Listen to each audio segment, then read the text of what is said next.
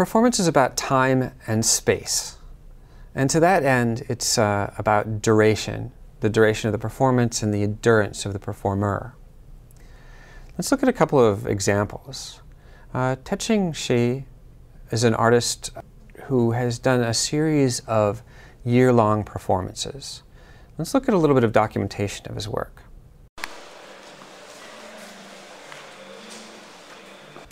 So we see that this work it's about action, and it's about endurance. It's about the difficulty of his action. It's about, like, could you possibly lock yourself up into a space for a year and not communicate with other people, not read, not write, not listen to the radio? So that's one of the things that makes this interesting, is that he's sort of put himself into this position. It is about his endurance, and it's about his sort of reaction to it, and he's sort of standing in for it. Now, a lot of people have read this as being about imprisonment, and certainly there are aspects of it that really are about that. But it's also about sort of the flow of time. It's about his personal experience in the United States at that point in time. The key to this is the question is, how do we experience it? This took place in the 70s, and many of us weren't even alive at that point in time. So how is it that we can get a full understanding of it, other than just to try to live it ourselves, which is not reasonable? I mean, our experience of it is strictly through the documentation. So it's very important the way that the documentation is created. And in this case, the documentation, the photographs, and the sort of the recollections of it are really all that's left. Knowing that the performance lasted a full year, and having a lawyer notarize that he was in the space this entire time, and that this actually happened, it adds validity to it, but it doesn't add to our experience of it. Another artist that I want to talk about is Joseph Beuys. The first piece I want to talk about is actually is called I Love America and America Loves Me.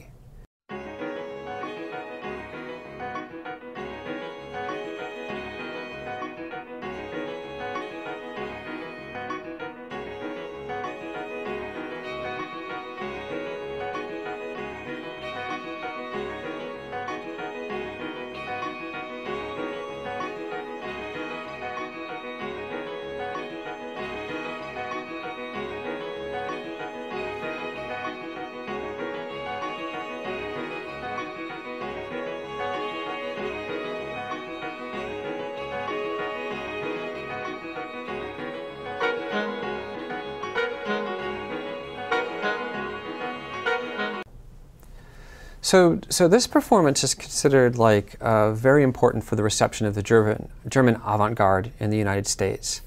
And when he performed it in 1974, he flew into the country, was loaded into an ambulance, carted off to the gallery space, brought in on a gurney, put into the gallery for a period of 3 days, with a wild coyote,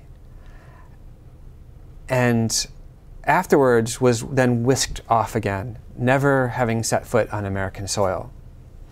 For him, he created this. It was about the relationship with the coyote. It was about the symbolic gestures that he made inside the gallery. And you can see some of these on the film. It was about relating to this wild animal that eventually ended up just sort of tolerating his presence and even being a little bit playful with respect to it. And at the end of the performance, he hugs that coyote and leaves the country without ever putting foot on American soil. One of the things that Beuys created or worked on was something called social sculpture. And in social sculpture, the art is about creating a transformation in society. So I Love America and America Loves Me was not about social sculpture, but some of his other work, his later work was, where like he's also a founding member of the German Green Party. Now in this, what he does is he takes his actions and he uses them to shape society or the environment. And he sees like his medium as society and himself as a sculptor. And one of the ways that he does this is through performance and action and the creation of objects that have semiotic significance. The next example that I want to show you is a group called Survival Research Laboratories. They're in San Francisco, and what they do is they do machine performance. Let's look at a little example of theirs.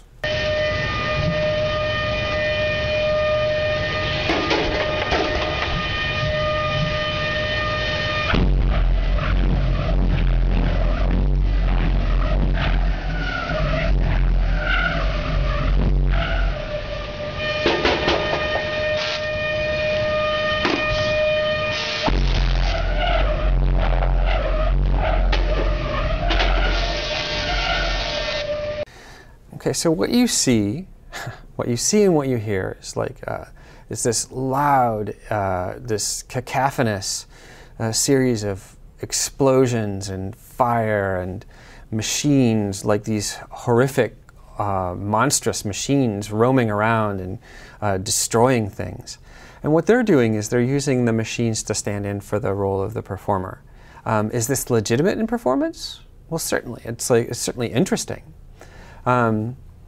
And these performances then encompass these sort of ritualized interactions between the machines and the special effects devices, and the humans are the audience or the operators. They're not the actual actors.